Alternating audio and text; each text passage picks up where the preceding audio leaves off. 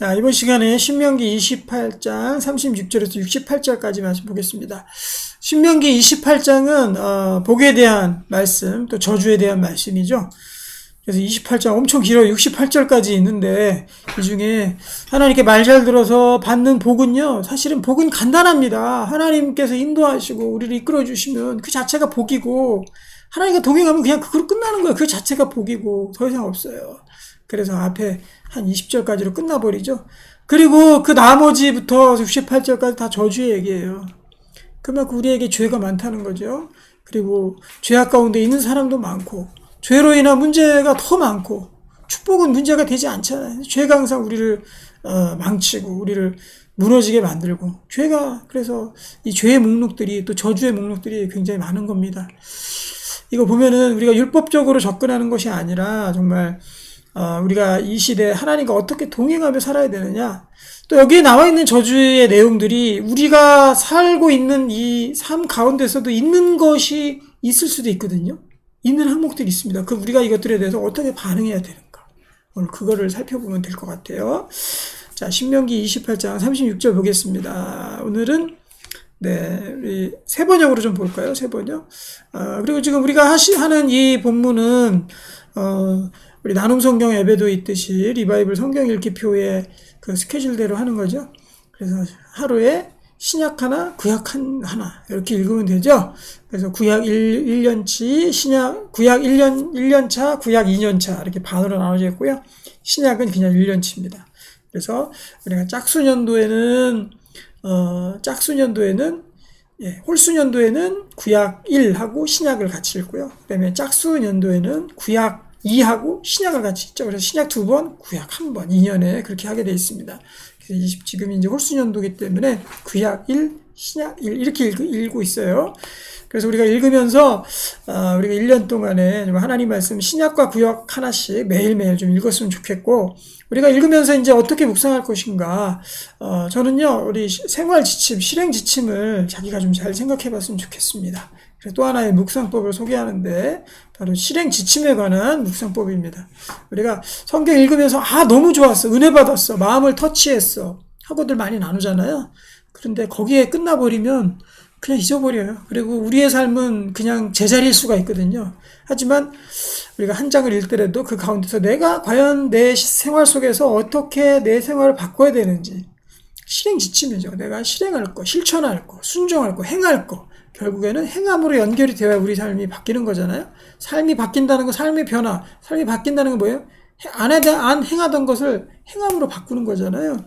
그런데 우리가 은혜 받아가지고 그냥 자연스럽게 바뀌는 것도 있겠지만은, 그거보다도 실행 지침 하나를 딱 정해서 그것에 대해서 명료히 딱 우리가 규정해 놨을 때 거기서 대해서 잊지 않고 우리의 삶이 더 많이 바뀔 수 있을 거라고요. 그래서 우리가 그 나의 실행 지침 밑에 안에다가, 우리 어플리케이션 밑에다가 그 자기가 하나라도 좋습니다. 하나나 두 개나 이렇게 저도 올릴 테니까 여러분들도 실행 지침을 잘 올리시기를 바랄게요. 그러면은 그 실행 지침들이 하나둘씩 쌓이면은 뭐 100일만 해도 100개, 200개 이렇게 쌓일 거 아니에요? 그러면 자기가 쓴 실행 지침만 쭉 보더라도, 내가 이때 이렇게 해서 하기로 했었지 하고 생각이 날 겁니다. 그래서 그것들 하나하나 이렇게 점점 실행 지침들이 쌓인다면 자기만의, 그러니까 생활 실천 목록을 만드는 거죠. 신앙 생활 실천 목록입니다.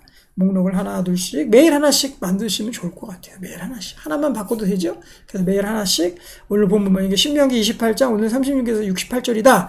그럼 이거 하나를 읽고 내가 내 삶 가운데 어떻게 나의 삶을 바꿀 것인가, 또 내가 어떻게 순종하고 행할 것인가, 나의 생활 속에 실행 실천 목록을 작성하는 겁니다. 그래서 그것들 한번 이렇게 DB가 좀 쌓였으면 좋겠습니다. 그러면은 그 하나하나 쓸 때마다 자기가 쓴 것은 자기가 변하거든요. 자기가 쓴 건 자기가, 남이 시키면 안 해도요, 자기가 쓴 거는 그래도 많이 하려고 노력하거든요. 여러분들 꼭 하나씩 좀 작성해 보시기 바라고요. 저도 오늘 2개를 작성했는데 그 중심으로 우리 오늘 말씀 한번 나눠보겠습니다. 자, 36절입니다. 주님께서는 당신들을 다른 민족에게 넘길 것이니 당신들이 받들어 세운 왕과 함께 당신들도 모르고 당신들 조상도 알지 못하던 민족에게로 이끌어 가실 것이며, 당신들은 거기에서 나무와 돌로 만든 다른 신들을 섬길 것입니다. 그러니까 하나님께 불순종하고 하나님을 떠나 살고 내 마음대로 살게 됐을 때 나타나는 하나님의 저주. 그런데 저는 이 저주라 생각하지 않아요. 하나님이 굳이 저주를 안 내리셔도 우리가 하나님을 떠나 살고 하나님 명령에 불순종하고 살게 되면은 삶의 결과가 이렇게 나타난다는 거예요. 자연스럽게 그냥 이러한 안 좋은 결과들이 나타날 수밖에 없습니다. 주님을 떠나서 살게 되면은요. 당연하죠. 하나님 떠났는데 거기에 모르던 민족들에게 가가지고 하나님 섬기겠습니까? 아니죠. 거기에서 나무와 돌로 만든 다른 신을 당연한 겁니다. 다른 신들을 섬기게 되겠죠. 30절 당신들은 주님께서 당신들을 끌어가신 곳에 모든 백성 가운데서 놀램과 속담과 조롱거리가 될 것입니다. 사실은 이스라엘 백성들은 소수민족이잖아요. 뭐 버젓한 군대가 있습니까? 아니잖아요. 그러면 하나님 없이 세상 민족, 다른 민족에 가게 되면은요, 약해질 수밖에 없습니다. 놀림거리가 될 수밖에 없어요. 그 큰 군대들을 막아낼 재간이 없습니다. 하나님의 방식대로 사는 백성들이 어떻게 그렇게 되겠어요? 조롱거리가 되겠죠. 패배하겠죠. 당신들이 밭에 많은 씨를 뿌려도 메뚜기가 먹어버려서 거둘 것이 적을 것이며, 그러니까 하나님께서 이렇게 또 이들을 끌어오라고, 다시 돌아오라고 주님께서 이렇게 또 하나님께서 우리를 또 채찍질 하실 수도 있는 거죠. 두 개가 다죠. 당신들이 포도를 심고 가꾸어도 벌레가 갉아먹어서 포도도 따지 못하고 포도주도 마시지 못할 것이며, 하나님이 굳이 일부러 이렇게 안 하셔도요, 이방 땅에 나무나 이런 것들을 심었을 때 그런 것들에 대한 흉작들이 많이 있습니다. 자연이 파괴됐기 때문에. 하나님께서 지키시지 않으시면요, 자연과 우리 재산은 파괴될 수밖에 없어요. 40절 당신들의 온 나라에 올리브 나무가 있어도 그 열매가 떨어져서 당신들은 그 기름을 몸에 바를 수 없을 것입니다. 당신들이 아들, 딸을 낳아도 그들이 포로로 잡혀가서 당신들의 자식이 되지 못할 것입니다. 이 포로로 잡혀간다는 건 어떤 예언입니까? 나중에 되면은 1차적으로는 북이스라엘 아수르에 끌려갔고요. 그리고 2차적으로는 남유다는 어디로 끌려갔습니까? 바벨론으로 끌려갔죠. 그래서 다 자식들까지 끌려가게 될 것이다. 그렇죠. 이 조그만 나라 강대국들이 가만두겠습니까? 당연히 노예국으로 만들겠죠. 하나님 지켜주셔야 된다는 거예요. 다 이건 이루어지게 됐습니다. 하나님 지키시고 하나님과 동행했으면 주님께서 막아주시겠다고 그렇게 예언하고 또 우리를 보호하시겠다고 약속하셨는데, 그것들을 떠남으로 말미암아서 다른 강대국의 먹이가 되어버렸다는 겁니다. 당신들의 모든 나무와 땅의 곡식을 메뚜기가 먹을 것입니다. 당신들 가운데 사는 외국인은 당신들보다 점점 높아지고 당신들은 점점 낮아질 것입니다. 당신들은 외국 사람에게 꾸기는 하여도 구워주지는 못할 것입니다. 이렇게 속국이 되고 연약해졌는데 어떻게 구워주겠습니까? 간신히 붙어가지고 정말 빌어먹겠죠. 그들은 머리가 되고 당신들은 꼬리가 될 것입니다. 당연합니다. 이 약소국이 어떻게 다른 강대국의 머리가 되겠습니까? 이 모든 저주가 당신들에게 내릴 것입니다. 그 저주가 당신들을 따르고 당신들에게 미쳐서 당신들이 망할 것입니다. 당신들이 당신들의 하나님의 말씀에 순종하지 않았고 당신들에게 명하신 그 명령과 규례를 지키지 않은 까닭입니다. 그러니까 우리가 이렇게 이해하지 말았으면 좋겠어요. 그러니까 이거를 하나님 말 잘 듣고 지키면 잘 살게 해주고, 그러니까 기복적인 해석을 하면 안 돼요. 하나님 명령을 따르지 않고 불순종하고 내 멋대로 살면 하나님이 이런 벌을 주시고, 이렇게 이해하면 안 되는 거죠. 하나님 왜 자기 자녀들을 그렇게 이렇게 못 살게, 내 말 안 지켰다 이렇게 못 살게 하겠냐는 거예요. 이 세상은 창세기 3장 이후로 타락한 세상입니다. 그래서 약육강식의 그런 세계예요. 강대국들은 약소국을 먹으려 하고 지배하려고 하고 우리나라도 많이 겪었잖아요. 그리고 지금 현재도 얼마나 국가 간에 그러한 알게 모르게 전쟁들이 많이 있고 경쟁들이 많이 있습니까? 틈만 나면 국가를 장악하고 이용해 먹으려 하는 그런 것들이 그 창세기 타락 이후로 계속되고 있단 말이죠. 그렇기 때문에 하나님과 함께하지 않는 이러한 작은 민족들은요, 이거는 뭐 볼 것도 없습니다. 다른 강대국들의 밥이 되는 거예요. 강대국도 다른 강대국에서 멸망당하고 그 왕권이 교체가 되잖아요. 왕조가 멸망하고 교체가 되는 마당에 작은 나라들이 오죽하겠냐는 거죠. 하나님이 지키시고 보호하지 않으면 이렇게 된다는 거죠. 우리 크리스찬들은 어떻습니까? 우리 이리 가운데 보낸 양 같다고 했잖아요. 그러면 우리가 하나님께서 보호하시고 지키시지 않으면은 퍽도 잘 살겠습니다. 라고 말할 수도 있겠죠. 그렇죠? 잘났다고 하는 사람들은 하나님 떠나기 쉬운 거예요. 돈 많고, 명예 있고, 하나 부족한 것 없고, 이런 사람들 하나님 믿기 정말 힘들다고 분명히 성경에 나와 있어요. 그래서 우리는 정말 그런 거 있다면 그래도 모르겠지만, 오히려 또 하나님은 안 믿어요, 그러면. 그럼 연약하고 부족한 우리들은 하나님과 동행해야 되는 거죠. 하나님 말씀에 순종하고 나아가야 정말 이 가운데서 우리가 살아남을 수 있는 거죠. 우리가 그렇게 이해하면 좋을 것 같습니다. 46절, 이 모든 저주는 당신들과 당신들의 자손에게 영원토록 표징과 경고가 될 것입니다. 자손 대대로 이것들을 우리가 잘 알아야 됩니다. 그러니까 우리가 1절부터 20절 정도까지 나와 있는 축복의 목록은 뭡니까?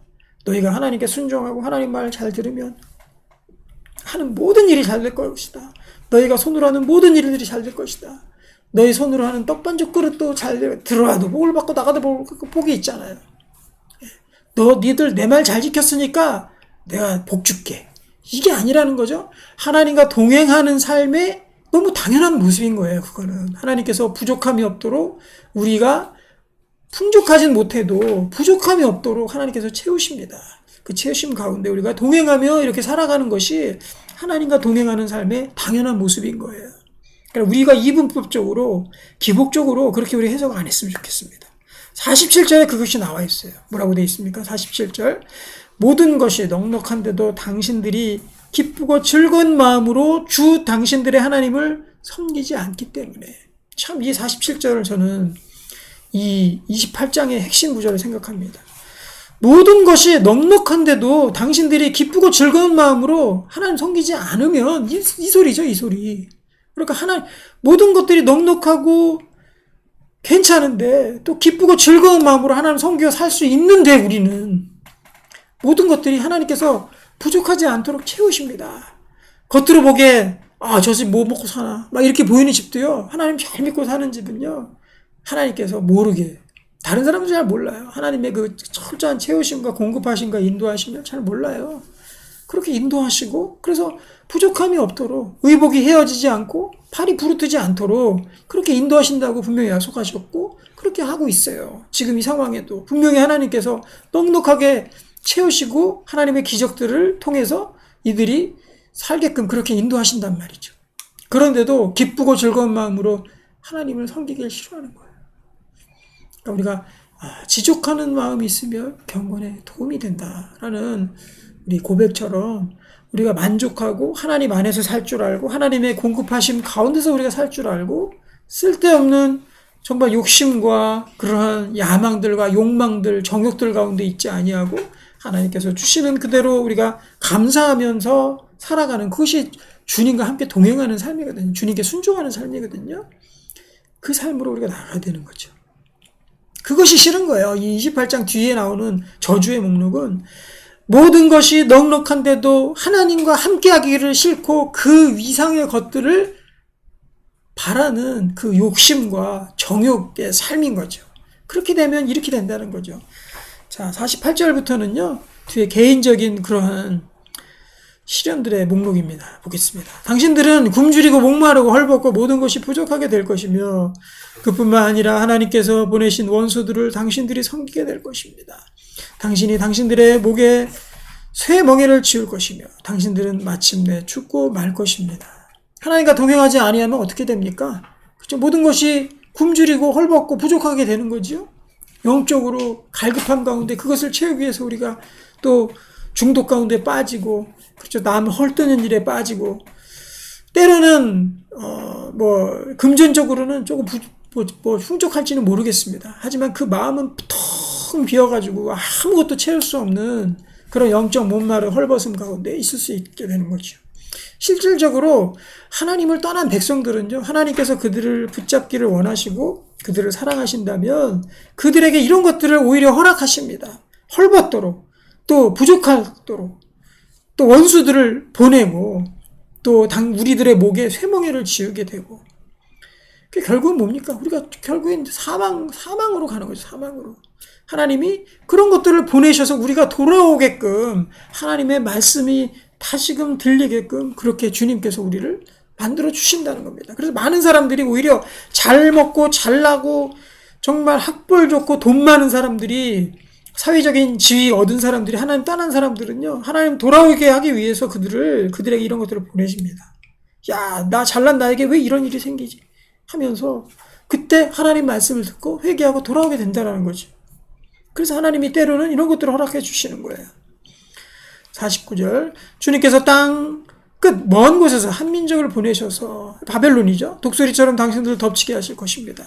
그들은 당신들이 모르는 말을 쓰는 민족입니다. 그들은 생긴 것에 생각 흉악한 민족이며 노인을 우대하지도 않고 어린아이를 불쌍히 여기지도 않습니다.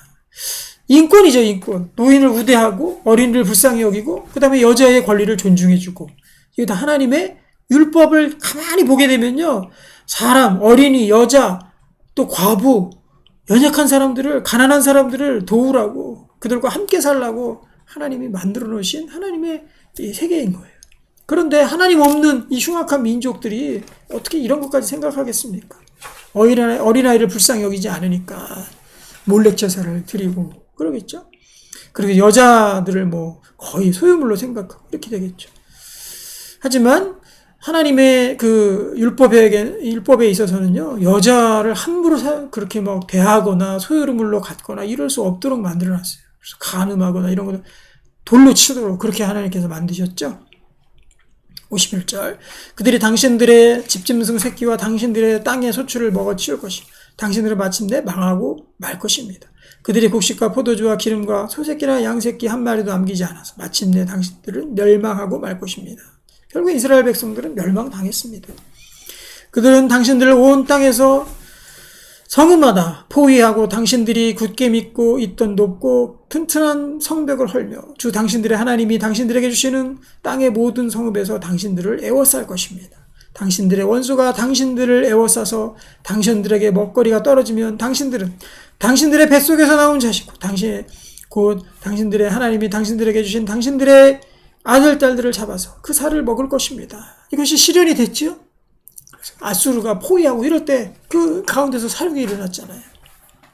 결국 이스라엘 백성들이 이것을 당하게 됩니다. 하나님이 주신 뭐 새로운 그런 형벌이 아니에요. 역사상으로 보면 많은 민족들이 공성전을 했을 때 이런 방법들을 많이 써서 공격하지 않았습니까? 성을 함부로 또 침략하려면은 성을 하나 함락시키기 위해서는요, 몇 배 많은 병력이 필요하거든요. 병력의 희생이 필요하거든요. 그러니까 포위하고 나서 말려 죽이는 거죠. 굶겨 죽이는 거죠. 그러면 그 안에서 어떻게 되겠어요? 이런 일들이 벌어지는 거죠. 54절, 당신들 가운데 아무리 온순하고 고귀한 남자를 하여도 굶게 되면 그 형제와 그 품의 아내와 남아있는 자식까지 외면할 것이며 자기가 먹는 자식의 살찜을 그 어느 누구에 나눠주지 않을 것입니다.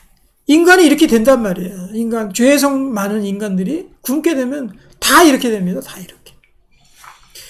이것은 당신들의 원수가 당신들의 모든 성읍을 에워싸서 당신들에게는 아무것도 남은 것이 없기 때문입니다. 먹는 것만 이렇습니까? 아니요, 죄도 똑같아요. 자기 자식의 살찜을 먹는다는 것은 그런 극도의 굶주림 가운데 상황에 내몰리면 인간이 할 수 없는 짓을 하게 된다는, 그 인간의 본성의 죄가 나오게 된다는 거죠. 이것 말고도 죄도 마찬가지예요. 극도의 살인할 수밖에 없는 그런 환경 가운데 우리가 놓이게 되면요, 사람의 살인욕들이 나와요. 그렇게 바뀐단 말이에요. 연약한 우리 인간이기 때문에. 그래서 하나님의 그런 지경까지 빠지지 않도록 하나님께서 그래서 보호하셔야 되는 거죠. 아니면 하나님께서 그들을 돌아오게 하기 위해서 이런 상황들을 허락하시는 거죠. 두 가지입니다. 그래서 우리가 먹는 것에 있어서도 끝까지 겸손해야 되고요. 그리고 우리가 재물에 있어서도 겸손해야 되고요. 죄에 있어서도 겸손해야 됩니다. 난 저런 짓 절대로 안 하지. 나 같은 착한 사람, 저 나쁜 놈, 저렇게 못된 짓을 하다니. 그렇게 함부로 얘기할 수 없습니다. 인간의 속에는 다 죄성이 있어요. 그 상황에 놓이게 되면 나도 똑같이 죄짓게 됩니다. 그래서 그 상황을 아예 안 만나게 만드는 하나님의 보호하심이 필요한 겁니다. 56절, 당신들 가운데 아무리 온순하고 고귀한 부녀라도 곧 평소에 호강하며 살아서 밭에 흙을 묻히지 않던 여자라도 굶게 되면 그 품의 남편과 자식을 외면할 것입니다. 이것도 마찬가지잖아요. 그렇죠? 아무리 온순하고 고귀한 부녀자라도, 아무리 착한 사람이라도 호강하며 삶에, 어떻게 여기서 참 표현도 재밌어요. 살면서 발에 흙 묻히지 않고 손에 물 묻히지 않던 여자라도 굶게 되면 이렇게 된다는 거예요. 굶게 되면 이렇게 된다. 또 죄악 가운데, 죄의 환경 가운데 놓이게 되면 이렇게 된다. 분노의 환경 가운데 놓이게 되면 사람 살인한다. 다 똑같은 겁니다. 사람은. 죄된 사람은 여기서 나오잖아요. 제일 착한 사람, 제일 온순한 사람, 손에 물 묻히지 않고 있던 그런 여자라도 굶게 되면 이렇게 된다. 자녀 먹는다는 거죠. 끔찍한 일을 벌인다는 거죠. 우리 속에, 인간 속에 죄성이에요. 그래서 나는 착하다고 생각하면 절대로 안 돼. 나 살면서 그렇게 큰 죄 안 져봤는데? 아닙니다. 상황 놓이게 되면요, 사람 먹는다니까요. 상황 놓이게 되면 사람 죽인다니까요. 다 똑같은 죄인임을 우리가 알아야 되는 거죠. 57절, 당신들은 제 다리 사이에서 나온 어린 자식을 몰래 잡아 먹을 것입니다. 이것은 당신들의 원수가 당신들의 성읍을 포위하고 당신들을 허기지게 하고 당신들에게 아무것도 먹을 것이 없게 하기 때문입니다. 자기가 낳은 자식을 이렇게 희생시킬 수 있다는 겁니다. 우리의 죄성을 올바로 바라보아라 라고 성경에서 말씀하고 있어요.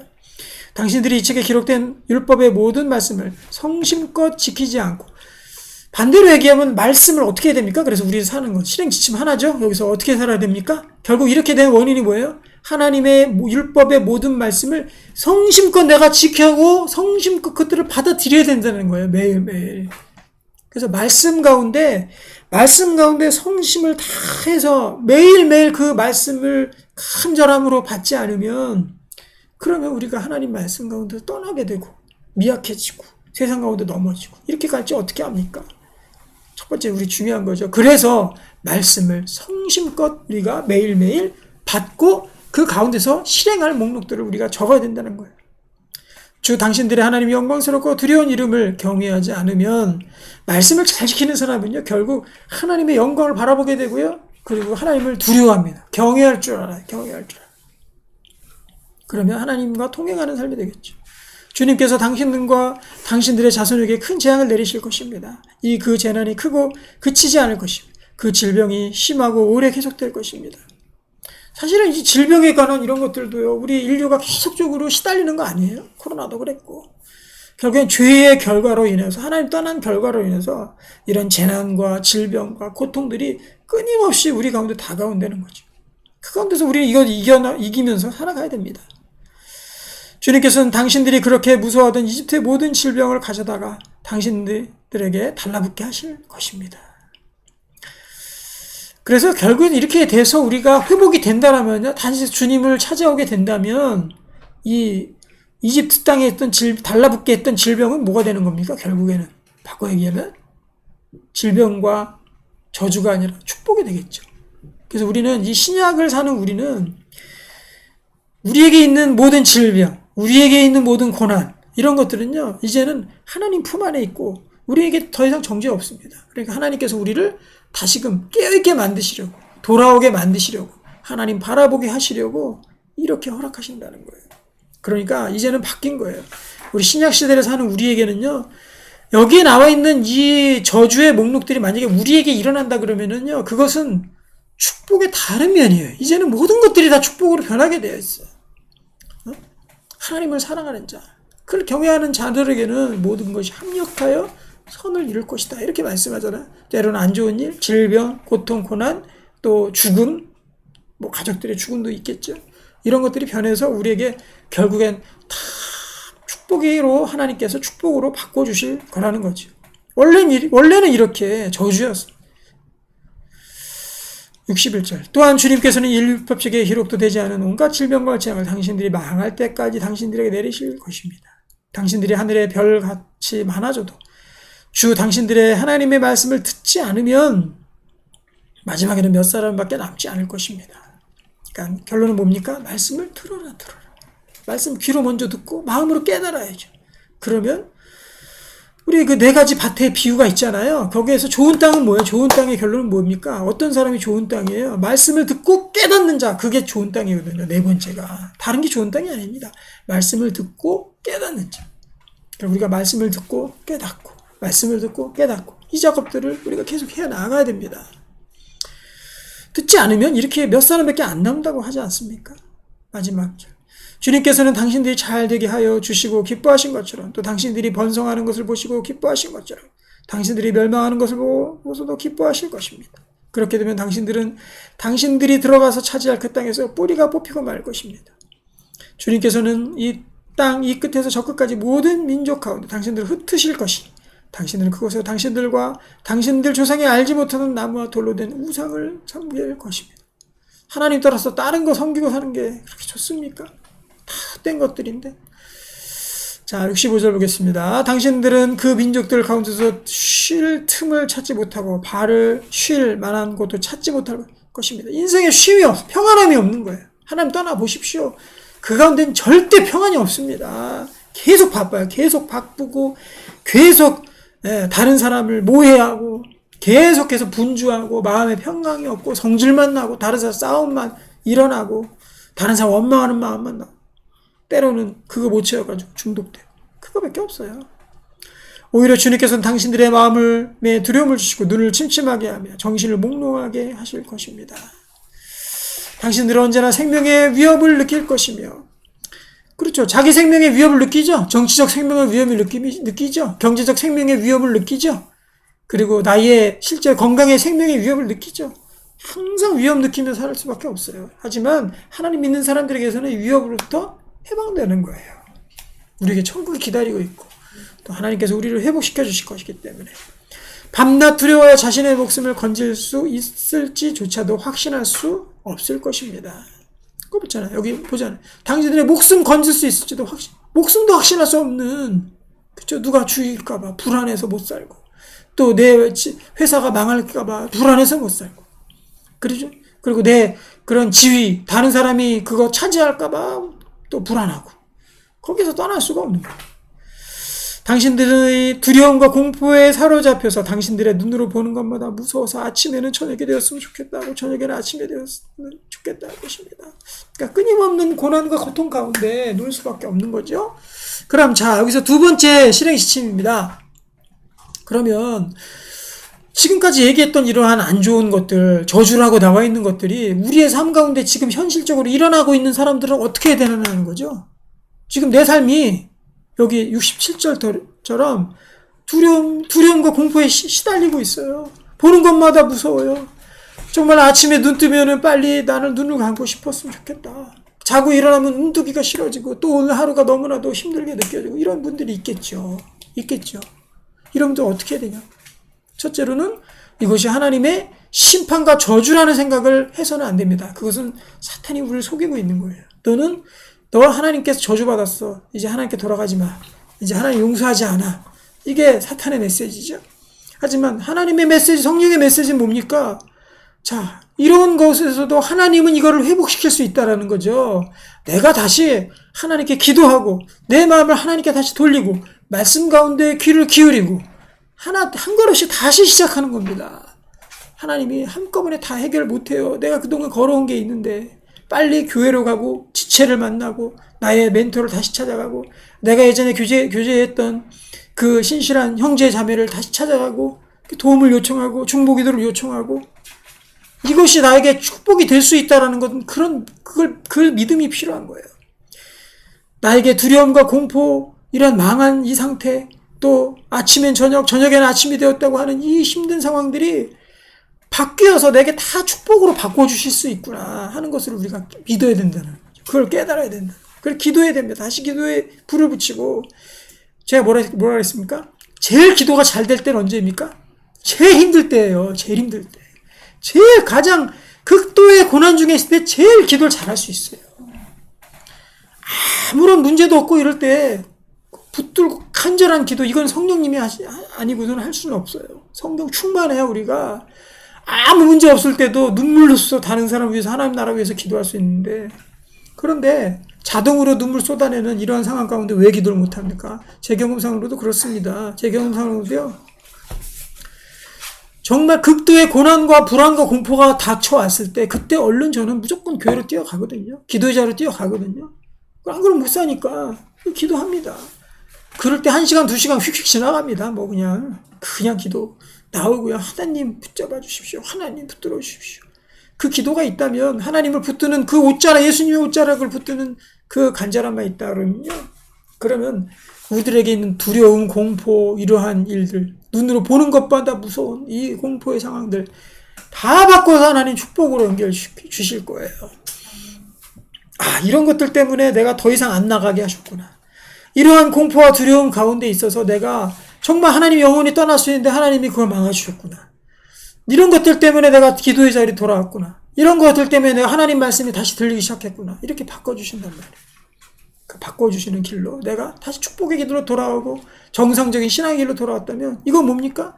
하나님의 저주가 아니라 하나님께서 우리를 징계하시는 거죠. 사랑의 징계죠. 그걸 통해서 우리가 축복으로 바꿔주시는 일이 되는 겁니다. 그래서 오늘 두 가지 실행시점 봤습니다. 첫째는 하나님 말씀 잘 듣고 깨닫는 일에 정말 우리가 매진하고 노력을 해야 된다. 두 번째, 우리가 이런 상황 가운데 놓였다면요, 기도의 자리로 뛰어가기를 원한다. 그리고 기도의 자리에 뛰어가면 이것이 다 변해서 축복이 될 것이다. 68절 마지막입니다. 주님께서는 다시는 그 길을 보지 않겠다 하고 약속하신 그 길로 당신들을 배에 태워 이집트로 끌고 가실 것입니다. 거기에서는 당신들의 몸뚱이를 원수들에게 남종이나 여종으로 팔려고 내놓아 또 사는 사람조차 없을 것입니다. 자, 실행시치 한번 볼까요? 세상의 헛된 것에 욕심을 품지 않고 주님께서 부족함이 없이 넉넉히 채워주심을 믿고 살아가야 됩니다. 여기 나오잖아요. 47절에 하나님께서 우리를 넉넉히 채워주심으로 하나님과 동행하는 삶이 그렇다는 거죠. 풍족하고 넘치도록 때로는 부어주시는 분도 있고, 하지만 대다수 하나님 붙들고 하나님 의지하고 살아가는 사람들은요, 하나님께서 부족함이 없도록 그렇게 채워주십니다. 때로 넉넉하게 채워주십니다. 그것이 하나님과 동행하는 삶이라는 거예요. 그것을 믿고 우리가 살아가기를 원하고요. 그 외에 이상의 욕심은 다 이것은 정욕이에요, 정욕. 그리고 두 번째는 나에게 생기는 두려움과 공포가 있다면 내가 하나님을 떠나 있는 상태인지 우리가 알아봐야 될 것입니다. 자, 우리 두 가지 실행시점을 우리가 잘 깨닫고 우리의 삶, 우리 승리하며 이기기를 소망합니다. 기도하겠습니다.